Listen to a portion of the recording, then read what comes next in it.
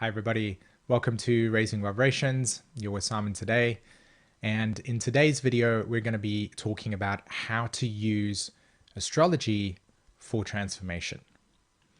Now I'm sure for most of you that have been following my channel for a long period of time, you'll know that I'm a big advocate for using astrology to empower ourselves, to see the patterns that show up in our astrology chart, and to be able to ask ourselves the question, what is that representing about an evolutionary path that I'm here to walk on? How do these symbols, when I interpret them for myself, bring out a empowered version of who I am, right? To try and make sense of that. So that's the scope of today's conversation, and I can't wait to share some of my ideas and some of my thoughts with you. And hopefully this video will actually give you something of value when you take this into your own life, as well as how you make sense of the content I create. Before I jump into that, I just want to take this opportunity really to share something with you. As you may have seen or not, our YouTube channel is about to reach 30,000 subscribers. And to us, that is a really amazing place to be able to reach many people and to essentially, what I've been sharing here, take our ideas about how to use astrology as transformation and facilitate an empowerment for you. And, it got us thinking, both Jen and I, when we saw we were approaching 30K, that, where did this all begin for us, right? I remember in 2013 when I first put together what was then called the Astro Line, where we were creating content and astrology and sharing it with people. And then evolutionary astrology came into our lives. And for a long period of time, we didn't have, a lot of financial stability around us. And we studied astrology. We just dove into it and we investigated everything about it. And we loved what we were exploring about ourselves. We realized that there was some pretty profound opportunities for healing and for a readjustment of the way that we saw ourselves. And we also, at that point, decided to create this channel and share our love for astrology with you guys. And it's reached this point where our sharing and your interaction with us has created this space. And we want to say thank you so much for the opportunity for us to have our voice heard and for our passions to be shared to you. Without you guys and the community, Raising Vibrations wouldn't be where it is. So we are deeply grateful for the opportunity to serve you, as well as for this platform to allow us to share our love of astrology. And we were thinking about a way of how we could actually respond to this in a way to give back. And we've actually created a 4-video series, which this one is the first one, to celebrate this. And we've also put together an offer of our Astrology School. And I'm going to talk more about that at the end of this video and share with you about what we've actually put together and what we want to share with you. So that's something that's really big for us right now, and it gave us an opportunity to say, hey, how can we give back and also share our passion for astrology going forward? So thank you very much. We appreciate you a lot. Okay, so this video today is part of a 4 series, as you know, and you'll see it in a playlist as well. And what I want to be focusing on today is how can we look at our astrology charts through the lens of empowerment? How can we begin to reframe the way that we look at our charts in a way that supports this idea? Okay. Now, evolutionary astrology has been a profound tool in our ability to make sense of our astrology charts. When I talk about our, I mean mine and Jen's and people that I've talked to over the years, reframing the way that we investigate the chart. And that's a key word here, investigation. How do we look at our charts and begin to see it not so much as, this Venus has these quality traits or characteristic traits, and so that's me, but instead for us to look at it and say, why do I have Venus in Virgo? Or I notice that my moon is conjunct Mars. What is it about moon conjunct Mars in my astrology chart that is speaking to an evolutionary journey that I'm on? So the first reframe is for us to be able to begin looking at the chart and asking the question and being curious and investigating and exploring the nature of why the chart looks the way that it does. And in most sense, we do that, right? We look at the chart and we say, oh, I have this aspect here and I have this aspect here. Or I have this Mars squaring that there. What does that mean? And I think that we come to a point where we then extend our need to understand this further by looking at an astrologer, right? Like myself, for instance, or another astrologer.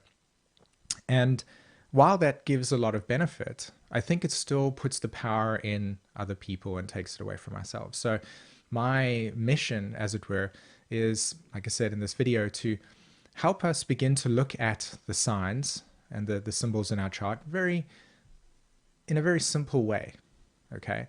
And the first way that we start is, hey, let me look at this Venus here in Virgo, and I ask myself the question, what is it that Venus in Virgo is telling me about my evolutionary journey? And then what you would do is you would then extend that to your life, right? And you'll see in video 2, I'll explore the foundations of EA and the foundation of astrology, which is rooted in studying the 12 archetypes, getting to know them really well. Because from that point, you can then start to answer this question. What is it about my Venus in Virgo that is part of my evolutionary journey? Why do I have it? How does it support me? Now you see how I'm starting to ask questions around the way that my chart shows up. So very simply, you would then need to look at your reality, look at your life. So Jeffrey Wolf Green, he brought through and he talked about it and he said, observation, correlation, right? Astrology doesn't enact life, it merely reflects it. So if we take those two guiding principles and we look at the chart and we say, what is it about that Venus in Virgo that is part of my evolutionary journey? And then we look at my life and we say, you know what? There's actually quite a lot of scenarios or situations or circumstances in my life in which there is a crisis around the way that my needs are being met. How do I meet my own needs? And if I look around, I see a lot of people around me that are actually struggling with the same theme. So there's a observation there, there's a correlation there, and now you're standing at a place and you're starting to, dig deeper into the nature of your reality. And from this point onwards, the astrology has facilitated a role. One, it's provided you with a portal to be able to step through consciously, right, into a dimension of reality in which now you are able to interact with your karma. You're able to interact with the nature of the world around you. And from there, you can start to then look at the scenarios and situations and say, how can I improve this? Or what is it about this aspect of my reality that is calling for my attention? Yeah. So this is kind of an introduction into reframing the way that we look at our astrology chart, and that we're bringing ourselves into the picture so that we can actually play with it, interface with it, and influence it, right? Influence the nature of the storyline. And when I talk about influence, I mean making new choices under old circumstances or bringing awareness to the situation. Yeah? Okay. So one thing that I want to share with you guys is a quote from Dane Rudhyar, which I deeply enjoy his work. And he talks about this. He says, astrology is a language. If you understand this language, the sky speaks to you.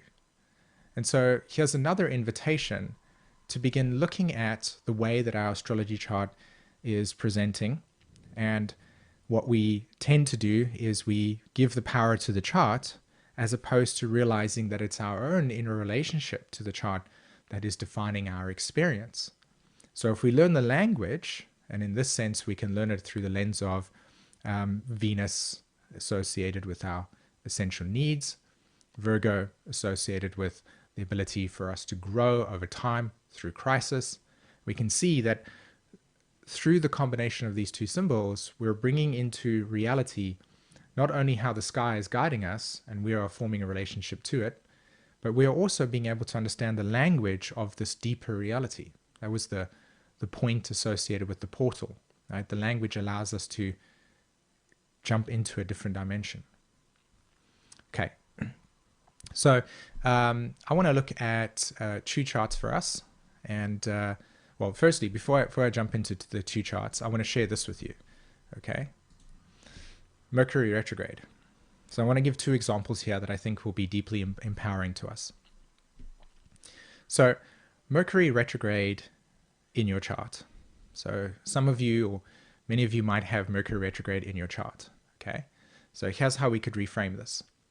If we look at Mercury retrograde in our chart and we go, oh, most of my life I've really struggled to try to make sense of certain amounts of information, or most of my life I've always been told that I don't process reality the same way, or I'm challenged intellectually in some way, or I do things differently and I've been labeled dyslexic, or some negative association with the way that you've internalized your Mercury retrograde.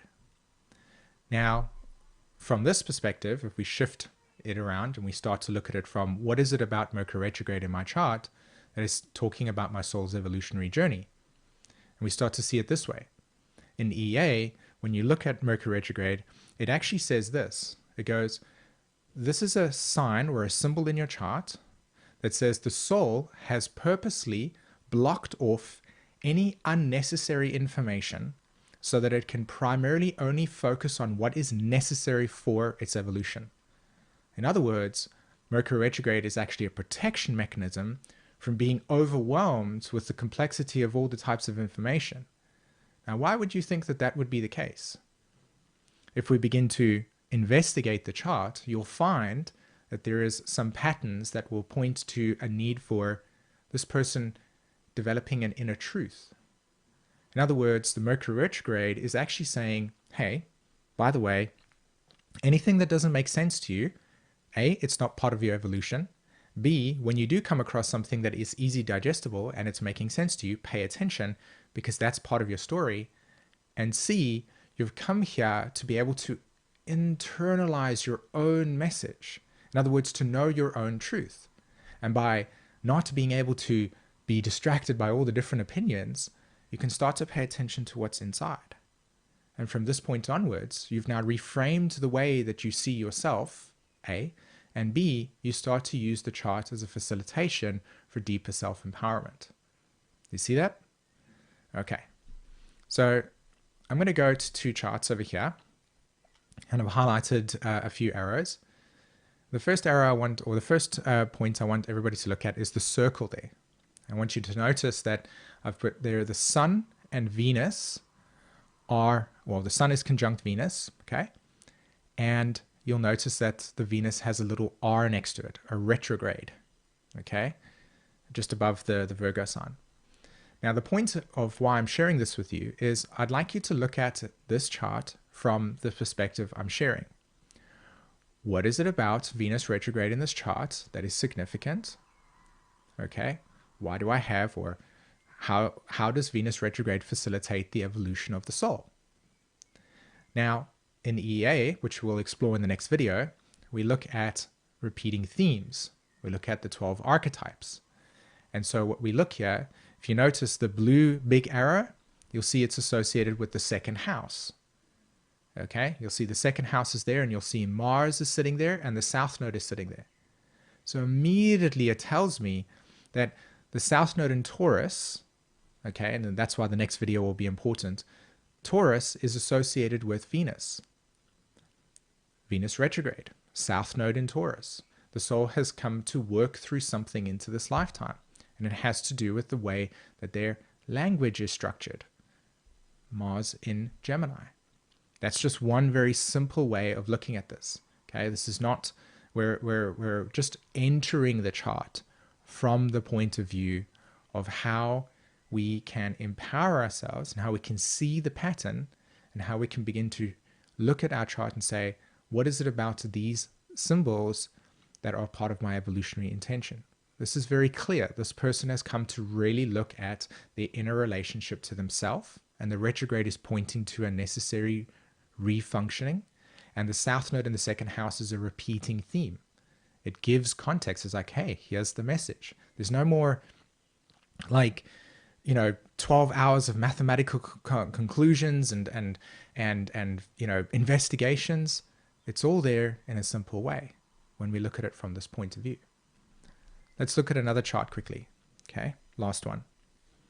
So here, what I want to show you is south node in the 9th house in Taurus, if you notice there right at the top of the chart.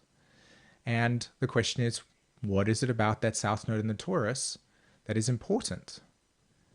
If you look at the next arrow, you'll see that there is Pluto in Sag, Jupiter in Sag, Venus in Sag. If you also notice that Sagittarius and the 9th house of the astrology chart is associated with the archetype of Sagittarius. So they're both the same. There's a repeating theme. So now the south node in the 9th house Taurus doesn't become something along the lines of, I wonder what that is. No, it becomes the south node in the Taurus in the 9th house has to do with the internal belief systems, Sagittarius, Jupiter, Venus, Pluto, related to the home, 4th house. And now we have a scope. Now we have a something tangible that we can work with. It's not relationships or, friendships, etc. It's related to the home. And now we've become very specific. You see it? Cool.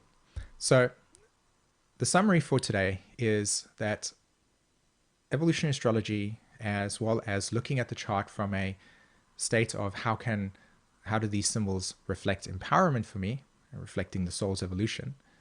When I start to look at the chart and I reframe it and I say, what is it about this Mercury retrograde that is telling me about my personal soul journey? Why do I have Venus in Virgo, and why is it there for me? Or how is that facilitating my evolution? And I start to see repeating themes in my chart, I start to notice that a story becomes available for us in a very rich way. And so the only thing that you really need to practice then is synthesis. Does that make sense? Okay, cool. So I really hope that you got a lot of value out of what I'm sharing today. Of course, take notes, and feel free to write any questions beneath in the comment section. All right. Now, what I talked about earlier, and like I said, this video is part of a 4-video series that we've created to celebrate the fact that we're about to reach 30,000 subscribers. But more importantly, that we couldn't have done this without you guys. And to be honest, the ability for us to be able to share this content for you to want to listen and also feel empowered by it drives us every single day. We've consistently been in a state of learning and being able to grow. We've grown because we wanted to grow the channel as well, in the sense of how do we deliver that information. So like I said, we've actually decided that upon reflection, we want to give back. And the way we're going to do this is like this. So we've created an astrology school offer. And I just want to say that for 2 years, I have not taught a live astrology class. And so what we're going to do is we've created an offer where we're going to be able to have an astrology school. It's now open and you can register for that.